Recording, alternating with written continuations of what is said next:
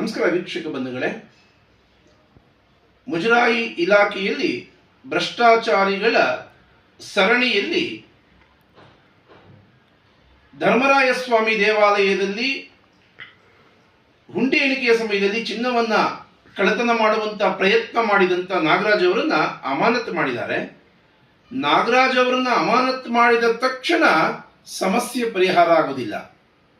ಇದಕ್ಕೆ ಸಂಬಂಧಪಟ್ಟಂತ ಎಸಿ ಪುರುಷೋತ್ತಮ್ ಅವ್ರನ್ನು ಅಮಾನತ್ ಮಾಡಬೇಕು. ಶಾಂತಮ್ನವರು ಅವತ್ತು ಹುಂಡಿ ಎಣಿಕೆ ಸಮಯದಲ್ಲಿ ವೀಕ್ಷಕರಾಗಿ ಬಂದಿದ್ರು, ಅವರನ್ನು ಕೂಡ ಅಮಾನತ್ ಮಾಡಿ ತನಿಖೆಯನ್ನ ಮಾಡಬೇಕು. ಆ ತನಿಖೆ ಮರೆಮಾಚುವಂತ ಕೆಲಸವನ್ನ ಮಾಡುವಂತ ಪ್ರಯತ್ನ ಮಾಡ್ತಾರೆ. ಇದಕ್ಕೆ ಒಂದು ಸಣ್ಣ ಉದಾಹರಣೆ ಕೊಡ್ತೀನಿ. ವಸಂತ ವಲ್ಲಭ ರಾಯ ದೇವಾಲಯದ ಗ್ರೂಪ್ ಆಫ್ ದೇವಸ್ಥಾನದ ಚಂಪಕಧಾಮ ದೇವಾಲಯದಲ್ಲಿ ಪಾರೆ ಪತ್ತೆದಾರರಾಗಿದ್ದಂಥ ಶಿವಕುಮಾರ್ 80 ಲಕ್ಷಕ್ಕೂ ಹೆಚ್ಚು ಹಣವನ್ನ ನಾಪತ್ತೆ ಮಾಡಿ ಇಲಾಖೆದು ಸೂಸೈಡ್ ಮಾಡಿಕೊಂಡ್ರು.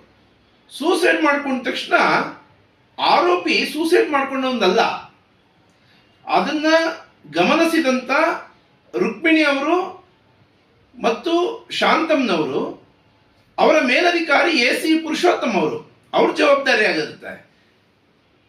ಡಿ ಗ್ರೂಪ್ ನೌಕರನಿಗೆ ಅಷ್ಟು ದೊಡ್ಡ ಜವಾಬ್ದಾರಿಯನ್ನು ಕೊಟ್ಟು ಇವತ್ತು ಆ ಶಿವಕುಮಾರನ ಕುಟುಂಬದವರು ಇವತ್ತಿಗೇನು ನಾಳೆ ಏನು ಅಂತ ಸ್ಥಿತಿ ಇದ್ದಾರೆ. ಆ 80 ಲಕ್ಷ ರೂಪಾಯಿ ಅವನೊಬ್ಬನೇ ಕಳ್ತನ ಮಾಡಿದಿದ್ರೆ, ಮೋಸ ಮಾಡಿದಿದ್ರೆ ಅವರು ಶ್ರೀಮಂತರಾಗಬೇಕಾಗಿತ್ತು. ಆದರೆ ಇದನ್ನ ಮುಜರಾಯಿ ಇಲಾಖೆ ಎಸಿಗೆ ಮತ್ತು ಕಾರ್ಯನಿರ್ವಾಹಕ ಅಧಿಕಾರಿಗಳಿಗೆ ಜವಾಬ್ದಾರಿ ಕೊಟ್ಟಿದೆ. ಅದರ ಹೊಣೆಯನ್ನ ಅಧಿಕಾರಿಗಳೇ ಹೊರಬೇಕು. ಎರಡನೇದು ಅಂತಂದ್ರೆ, 4th ಬ್ಲಾಕ್ ಗಣೇಶನ್ ದೇವಸ್ಥಾನದಲ್ಲಿ ಮಂಜುಳಾ ಅವರು ಏನ್ ಫ್ರಾಡ್ ಮಾಡಿದ್ರು, ಲಕ್ಷಾಂತರ ರೂಪಾಯಿ ಲೂಟಿ ಹೊಡೆಯೋ ಪ್ರಯತ್ನ ಮಾಡಿದ್ರು.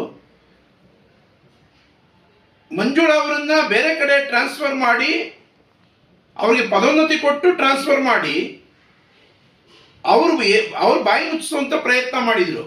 ಇದರಲ್ಲಿ ಅವರ ಮೇಲಧಿಕಾರಿಗಳೆಲ್ಲರ ಹೆಸರು ಆ ಮಹಿಳೆ ಹೇಳಿದ್ದಾರೆ. ಅದನ್ನ ಹೇಳಬಾರದು, ನಾವು ತಪ್ಪಿಸ್ಕೊಳ್ಬೇಕು ಅನ್ನೋ ದೃಷ್ಟಿಯಿಂದ ಅವರನ್ನು ಟ್ರಾನ್ಸ್ಫರ್ ಮಾಡಿದ್ರು. ಈ ರೀತಿ ಎಲ್ಲೆಲ್ಲಿ ಭ್ರಷ್ಟಾಚಾರ ನಡೆಯುತ್ತೆ, ಎಲ್ಲ ಭ್ರಷ್ಟಾಚಾರಗಳಲ್ಲೂ ಮೇಲಧಿಕಾರಿಗಳು ಇನ್ವಾಲ್ವ್ ಆಗಿರ್ತಾರೆ. ಆದರೆ ಕೆಳಸ್ತರದವ್ರನ್ನ ಸ್ಯಾಟಿಸ್ಫೈ ಮಾಡಿ ಅವ್ರು ತಪ್ಪಿಸ್ಕೊಳ್ಳುವಂಥ ಪ್ರಯತ್ನ ಹಿಂದಿಂದನೂ ಮಾಡ್ಕೊಂಡ್ ಬರ್ತಿದ್ದಾರೆ. ಈಗ ಮುಜರಾಯಿ ಇಲಾಖೆಯ ಆಯುಕ್ತರಾಗಿ ಪ್ರಾಮಾಣಿಕವಾಗಿ ಕೆಲಸ ಮಾಡುವಂಥ ವ್ಯಕ್ತಿಗಳು ಬಂದಿದ್ದಾರೆ. ಅವರನ್ನ ಬೇರೆ ಕಡೆ ಟ್ರಾನ್ಸ್ಫರ್ ಮಾಡಿಸಿ ಭ್ರಷ್ಟ ಆಯುಕ್ತರನ್ನ ಮುಜರಾಯಿ ತಗೊಳ್ಬೇಕು ಅನ್ನುವಂಥ ಷಡ್ಯಂತ್ರದಲ್ಲಿ ತುಂಬಾ ಜನ ಸ್ಪಾನ್ಸರ್ ಮಾಡಬೇಕು ಅಂತೇಳಿ ಮಾತಾಡ್ಕೊಳ್ತಿರುವಂಥದ್ದು ಕೇಳಿ ಬರ್ತಾ ಇದೆ. ಇದು ಭಾರಿ ಸ್ಫೋಟ ಆಗುತ್ತೆ. ಉದಾಹರಣೆಗೆ, ಈ ಹಿಂದೆ ಅಭಿಜಿನ್ ಅಂತೇಳಿ ಕೇಂದ್ರ ಸ್ಥಾನಿಕ ಸಹಾಯಕರಾಗಿದ್ರು. ಪ್ರಾಮಾಣಿಕವಾಗಿ ಕೆಲಸ ಮಾಡಿ ಪ್ರತಿಯೊಂದಕ್ಕೂ ಪ್ರಶ್ನೆ ಮಾಡೋರು, ಭ್ರಷ್ಟಾಚಾರ ಎಲ್ಲಿ ನಡೆಯುತ್ತೆ ಅಲ್ಲಿ ಚಕ್ಕಂತ ಪ್ರಶ್ನೆ ಮಾಡೋರು, ಅವರಿಗೆ ಕಾನೂನುಬದ್ಧವಾಗಿ ಏನು ಶಿಕ್ಷೆ ಆಗಬೇಕು ಆ ಶಿಕ್ಷೆಗೆ ಒಳಪಡಿಸ್ತಿದ್ರು. ಅವರನ್ನ ಆ 4th ಫ್ಲೋರ್ನಲ್ಲಿರುವಂತ ಭ್ರಷ್ಟ ಅಧಿಕಾರಿಗಳು ಯಾರ್ಯಾರು ಕೂತ್ಕೊಳ್ತಾರೆ ಅವರೆಲ್ಲ ಸ್ಪಾನ್ಸರ್ ಮಾಡಿ ಬೇರೆ ಕಡೆ ವರ್ಗಾವಣೆ ಮಾಡಿ ಆ ಜಾಗಕ್ಕೆ ಇನ್ನೊಬ್ಬ ಭ್ರಷ್ಟ ಕೇಂದ್ರ ಸ್ಥಾನಿಕ ಸಹಾಯಕರನ್ನ ಹಾಕಿ ಮುಜರಾಯಿ ಇಲಾಖೆಯನ್ನ ಮುಳುಗಿಸುವಂತ ಕೆಲಸ ಮಾಡಿದ್ರು. ಆ ಕೆಲಸ ಇವತ್ತು ಕಮಿಷನರ್ನ ಟ್ರಾನ್ಸ್ಫರ್ ಮಾಡಬೇಕು ಅಂತ ಭಾರಿ ಷಡ್ಯಂತ್ರ ಮಾಡ್ತಾ ಇದೆ. ಅವ್ರ ಜೊತೆ ನಾಟಕ ಆಡ್ತಾರೆ, ಬೆನ್ ಹಿಂದೆ ಚೂರಿ ಹಾಕುವಂತ ಕೆಲಸ ಮಾಡ್ತಿದ್ದಾರೆ. ಇದರ ಬಗ್ಗೆ ಮಾನ್ಯ ಆಯುಕ್ತರು ಗಂಭೀರವಾಗಿ ಯೋಚನೆ ಮಾಡಬೇಕು. ಕೇಂದ್ರ ಕಚೇರಿಯಲ್ಲಿ, ಎಸಿ ಕಚೇರಿಯಲ್ಲಿ ಇವು ಯಾರನ್ನು ನಂಬುವಂತ ವ್ಯಕ್ತಿಗಳು ತುಂಬಾ ಜನ ಇಲ್ಲ. ಆ ಹಿನ್ನೆಲೆಯಲ್ಲಿ ಆಯುಕ್ತರನ್ನ, ಪ್ರಾಮಾಣಿಕವಾಗಿ ಕೆಲಸ ಮಾಡುವಂತ ಆಯುಕ್ತರು ಇಲಾಖೆಯಲ್ಲಿ ಇರಬೇಕು. ಈ ಹಿಂದಲಿಂದಲೂ ಪಳಗಿ ಬಿಟ್ಟಿದ್ದಾರೆ ಭ್ರಷ್ಟ ಅಧಿಕಾರಿಗಳು. ಇದನ್ನ ಗಂಭೀರವಾಗಿ ಯೋಚನೆ ಮಾಡಬೇಕು.